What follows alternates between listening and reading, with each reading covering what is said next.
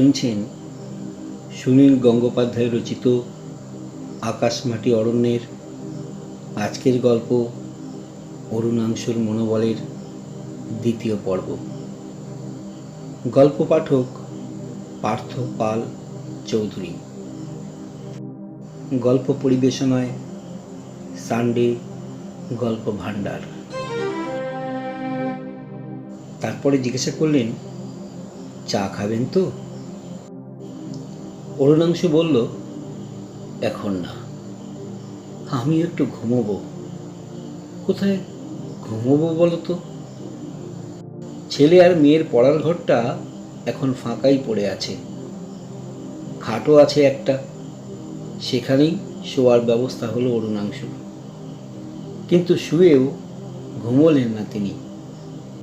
চিত হয়ে শুয়ে সিগারেট টেনে যেতে লাগলেন একটার পর একটা। সেই বিমর্ষ ভাবটা মুখে লেগেই রইল। কদিন ধরে স্কুলে যাওয়া হচ্ছে না। স্বামী স্ত্রী দুজনেই না গেলে বেশ অসুবিধে হয়।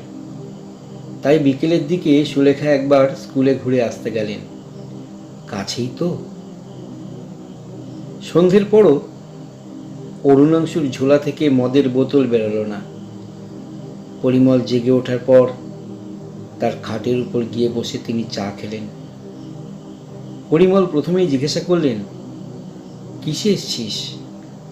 পুলিশের লঞ্চে? অরুণাংশু বলল, না তো। পরিমল বলল, রাত্রিরে পুলিশের লঞ্চের শব্দ পেলাম। সময়ের হিসাবটা গুলিয়ে গেছে পরিমলের। দুপুরের লম্বা ঘুমের পর জেগে উঠে যেমন অনেক সময় মনে হয় সকাল। পরিমল বলল, আর কে কে এসছে? অরুণাংশু উত্তর দিল, কেউ না। পরিমল বলল, একটা ছেলের আসার কথা ছিল না? নাজনেখালির মনোরঞ্জন, সে তোর সঙ্গে আসেনি? সুলেখা বললেন, তুমি কি বলছো? নাজনেখালি মনোরঞ্জনকে উনি চিনবেন কেন? আর সে এখানে আসবেই বা কি করে? তাকে তো বাঘে নিয়ে গেছে। এই প্রথম উঠল বাঘের কথা। পরিমল মাস্টার ধর্মর করে উঠে বসে বললেন, হ্যাঁ হ্যাঁ, তারপর কি হলো বলো তো? ভুলেই গিয়েছিলাম। সেই যে তুমি নাজনেখালি গেলে, বিষ্ণুপদর ছেলে না মনোরঞ্জন, তাকে সত্যি বাঘে নিয়ে গেছে?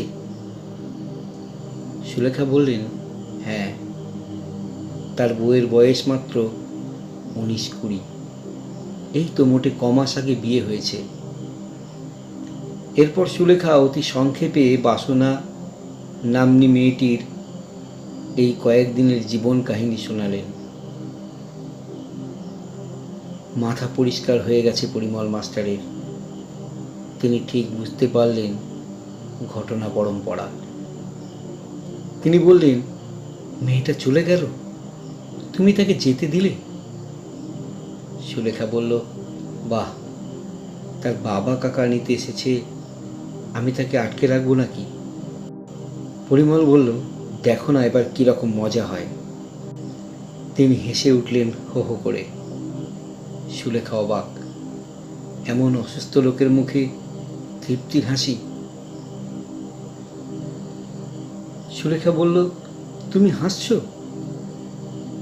পরিমল বলল, বললাম তো, দেখোই না এবার কি মজা হবে। অরুণাংশু আগাগোড়া চুপ। কোনো কিছুতেই তিনি উৎসাহ পাচ্ছেন না। সিগারেটের শেষ টুকরোটা ঘরের মেঝেতে ফেলাই তার চরিত্র ধর্ম। আজ কিন্তু তিনি মনে করে করে প্রত্যেকবার জানলার বাইরে ফেলে আসছেন। প্রসঙ্গ বদলে পরিমল বললেন, আমি এমন কাবু হয়ে পড়লাম, তোকে নিয়ে কোথাও ঘোরাঘুরি করতে পারবো না রে। অরুণাংশু বললেন, আমি এখানে কয়েকটা দিন চুপচাপ শুয়ে থাকবার জন্য এসেছি। পরিমল বললেন, কিছু লিখবার জন্য? অরুণাংশু বলল, না, লেখাটেখার সঙ্গে আমার আর সম্পর্ক নেই। পরিমল বলল, মানে? অরুণাংশু বললেন, আমি লেখা ছেড়ে দেব মানে কি, ছেড়ে দিয়েছি। কি হবে আর লিখে? পরিমল বলল, চারদিকে তোর লেখার জয় জয়কার, কাগজ খুললেই তোর বইয়ের বিজ্ঞাপন। দূর দূর, ওসব বাজে, অরুণাংশু বলল। পরিমল বললেন, তুই দু চারখানা বই আনিসনি আমাদের জন্য? অরুণাংশুর জবাব, না। সুলেখা ভাবলেন ও অকাল বই রাখব, সেই জন্যই মুখখানা শুকনো শুকনো, উদাস উদাস ভাব। তা ভালোই হয়েছে, এই জন্য যদি কয়েকদিন অন্তত মদ খাওয়া বন্ধ থাকে। অন্তত এখানে তো ওসব কিছু চলবেই না। পরিমল বললেন, না রে অরুণাংশু, তোকে সিরিয়াসলি বলছি, তুই এখানকার মানুষজনদের নিয়ে লেখ না। তোর কলমের জোর আছে, তুই কিছুদিন এখানে থেকে দেখ সব কিছু। অরুণাংশুর জবাব, না না না, আমি বুঝে গেছি লিখে এই পৃথিবীর কোনো কিছুই বদলানো যায় না। সাহিত্যটাই তো সব বিলাসিতা। পরদিন জ্বর ছেড়ে গেলেও পরিমলের শরীরটা খুব দুর্বল, হাঁটতে গেলে মাথা ঝিমঝিম করে। তবু তিনি যেন অনুভব করলেন এবার সুস্থ হয়ে উঠবেন। এই জ্বর ঝেঁকে ঝেঁকে আসে, এবার কড়া ওষুধের তাড়া খেয়ে পালিয়েছে। অরুণাংশু সত্যিই প্রায় সারাদিন শুয়েই কাটালেন, একটা বই পর্যন্ত পড়লেন না। পরিমল বললেন, তুই এই গ্রামের মধ্যে একলা একলাই একটু ঘুরে আয় না, তোকে তো এখানে বিখ্যাত লোক বলে কেউ খাতির করবে না। নিজের চোখে এদের অবস্থা দেখবি। অরুণাংশু বললেন, না, ভালো লাগছে না। পরিমলবাবু বললেন, গতবারে তো সজনেখালি যাওয়া হলো না, এবার যাবি? ব্যবস্থা করে দিতে পারি, একজন কারুকে সঙ্গে দেব, তোকে নিয়ে যাবে। ইচ্ছা করলে ওখানে একটা রাতও কাটিয়ে আসতে পারিস। বাঘের দেখা না পেলেও হরিণ দেখতে পাবি নাকি অনেক। অরুণাংশুর সাপ জবাব, না, ইচ্ছে করছে না। গ্রামের মানুষ অরুণাংশুকে না চিনলেও স্কুলের মাস্টারদের মধ্যে তার ভক্ত থাকবেই। শুধু জয়মণিপুরের 3 জন শিক্ষকই নয়, খবর পেয়ে গোসাবা থেকেও 2 জন শিক্ষক এলেন অরুণাংশুর সঙ্গে দেখা করার জন্য। লেখকের সামাজিক দায়িত্ব, সাহিত্যে অশ্লীলতা, বাংলা সাহিত্যে এখন আর গ্রাম নিয়ে তেমন কিছু লেখা হচ্ছে না কেন, এইসব ভালো ভালো বিষয় নিয়ে বিখ্যাত লেখক অরুণাংশু সেনগুপ্তের সঙ্গে মনোজ্ঞ আলোচনা করার বাসনা নিয়ে এসেছিলেন তারা। কিন্তু অরুণাংশু তাদের জিজ্ঞাসা করলেন, ধানের দর কত? চাষির ছেলেরা লেখাপড়া শিখে কি করে? হোস্টেলে কীরকম খাওয়া দেয়? হ্যামিল্টন সাহেব আসলে বুর্জোয়া জমিদার ছিল না? এইসব এলোমেলো প্রশ্ন। এবং একটু পরেই ওই সব শিক্ষকদের নিয়ে নিজের ঘরে বসিয়ে রেখে একটু আসছি বলে অরুণাংশু পরিমলের খাটে গিয়ে শুয়ে রইলেন, আর এলেনই না। মাস্টারমশাইরা খানিকক্ষণ মুখ চাওয়াচাওয়ি করে বসে থেকে উঠে গেলেন এক সময়।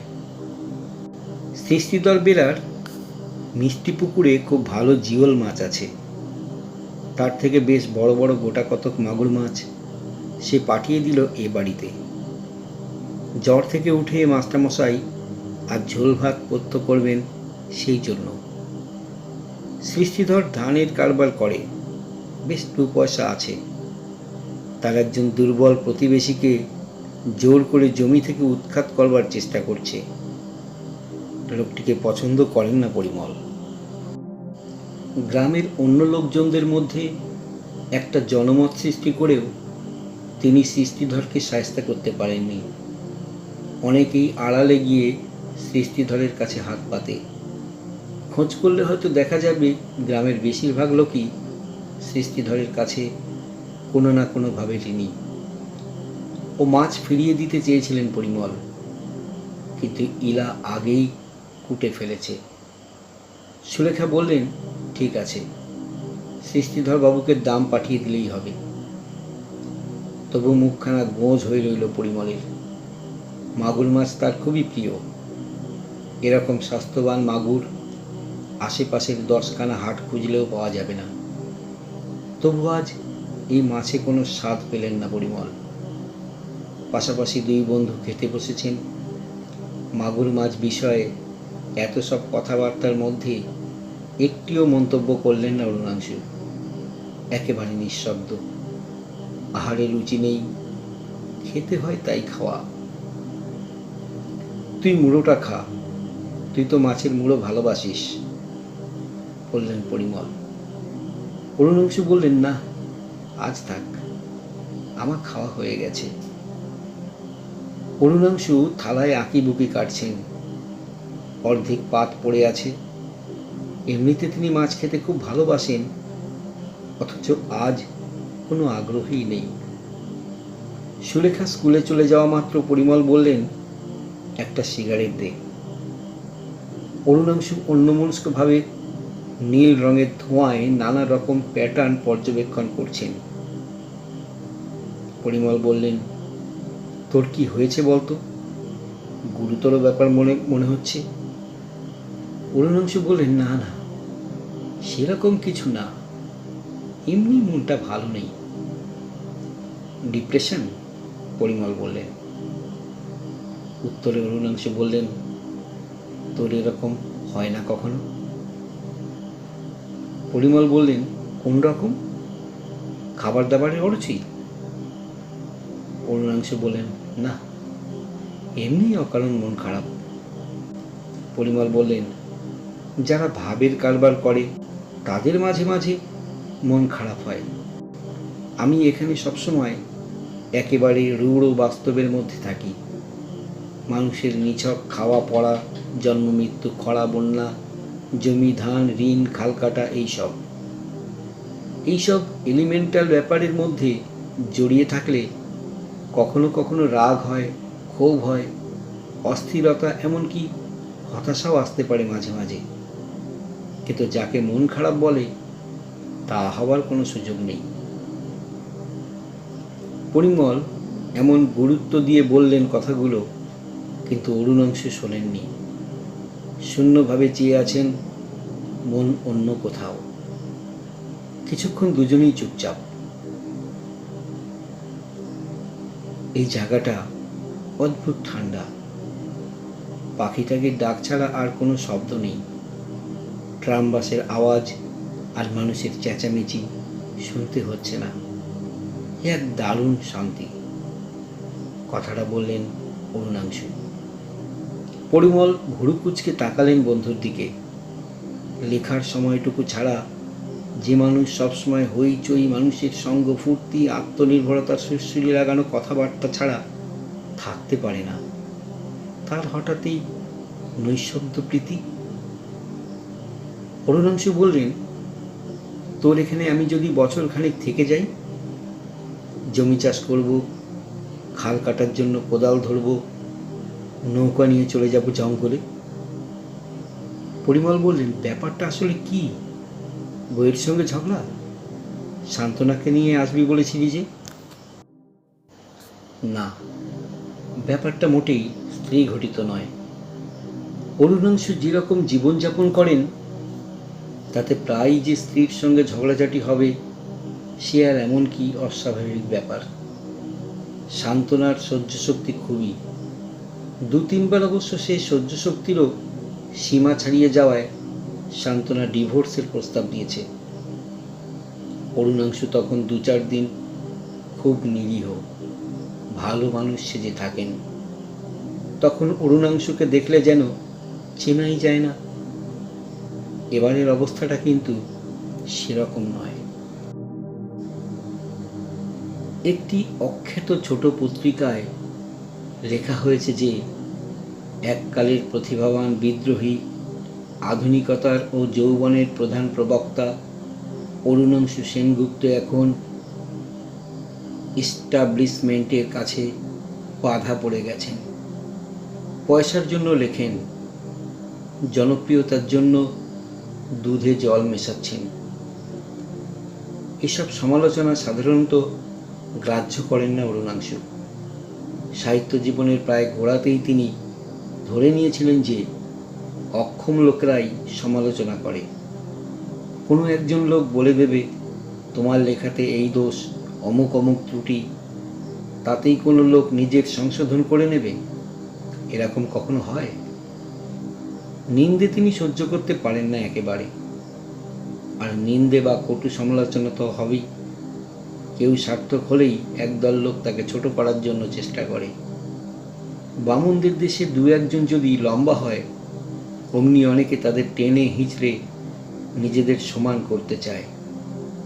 নির্লজ্জ ঈর্ষা নানা রকম রঙিন ভাষায় পোশাক পরে সমালোচনার নামে আসরে নামবে। আর সব যুগেই থাকে একদল নপুংসক ধরনের লোক, যারা নারী পুরুষের শারীরিক মিলনের কোনো বর্ণনা দেখলেই সমাজ সংস্কৃতি সব গেল গেল বলে আর্তনাদ করতে থাকে। অরুণাংশু এসব পত্রপত্রিকা পেলেই ছুঁড়ে ফেলে দেন। কলেজ স্ট্রিট কফি হাউসে সিঁড়ি দিয়ে নামবার সময় একদিন একটি যুবক একটি পত্রিকা বাড়িয়ে দিয়ে বলেছিল, অরুণদা, এটা একটু পড়বেন? অরুণাংশু আগেই জানতেন সে পত্রিকায় তার সম্পর্কে কী লেখা হয়েছে। ঝট করে পত্রিকাটা নিয়ে সেই যুবকটির মুখে চেপে ধরে বলেছিলেন, নে খা, তোর বমি তুই নিজেই খা। তবু কোনো এক সময় ভেতরের কোনো একটা জায়গায় হঠাৎ আঘাত লাগে। কিছু একটা ঝন করে বেজে ওঠে। অক্ষম ব্যর্থদের ঈর্ষার জন্য নয়, এমনি এক এক সময় নিজের গভীরে গিয়ে নিজেকে দেখতে ইচ্ছা হয়। আপাত সার্থকতার ওপর পরে ব্যর্থতার গোপন গভীর ছায়া। পত্রিকাটা উপলক্ষ মাত্র। অরুণাংশু উদাসীনভাবে বলতে লাগলেন, জীবনটা কি ভেবেছিলাম আর কি হয়ে গেল। ভেবেছিলাম জীবনে কোনো বন্ধন থাকবে না, অথচ এই যে লেখালেখি, এও তো বন্ধন। বছরে 2-3টে উপন্যাস লেখা, ইচ্ছে না থাকলেও অনেক সময় লিখতে হয়। ট্র্যাজেডি কি জিনিস। যারা এস্টাবলিশমেন্টের বাইরে থাকে তাদের আসলে মনে মনে ইচ্ছা করে ওর মধ্যে ঢুকবো, কবে বড় বড় কাগজে সুযোগ পাব। তাদের গালাগালি হচ্ছে কংসরূপে ভজনা। আর যারা এস্টাবলিশমেন্টের মধ্যে ঢুকে যায় তাদের মধ্যেও একটা অস্থির ছটপটানি থাকে। তারাও ভাবে, বন্দী হয়ে গেলুম, এর থেকে আর বেরোতে পারবো না। ইচ্ছে হোক অনিচ্ছে হোক, সারা জীবন অনবরত লিখেই যেতে হবে। যে ভাষার জন্য এত মায়া ছিল সেই ভাষাও ক্ষয়ে যায়, ঠিক আয়ুর মতন। পরিমলবাবু বললেন, এটাই তো স্বাভাবিক। অরুণাংশু জবাব দিলেন, কি স্বাভাবিক? পরিমলবাবু বললেন, যদি আয়ুর টার্মসে ভাবিস। অরুণাংশু বললেন, ঠিক বলে বোঝাতে পারবো না। এক ধরনের কষ্ট। মনে হয় এ পর্যন্ত যা কিছু করেছি সবই ব্যর্থ।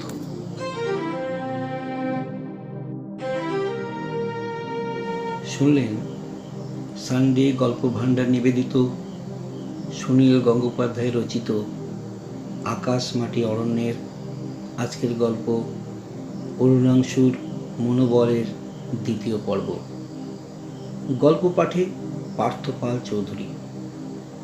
গল্পটি যদি আপনাদের ভালো লাগে অবশ্যই লাইক কমেন্টস করবেন, প্রচুর শেয়ার করবেন এবং আমাদের পাশে থেকে আমাদের এগিয়ে যেতে সহযোগিতা করবেন। ধন্যবাদ।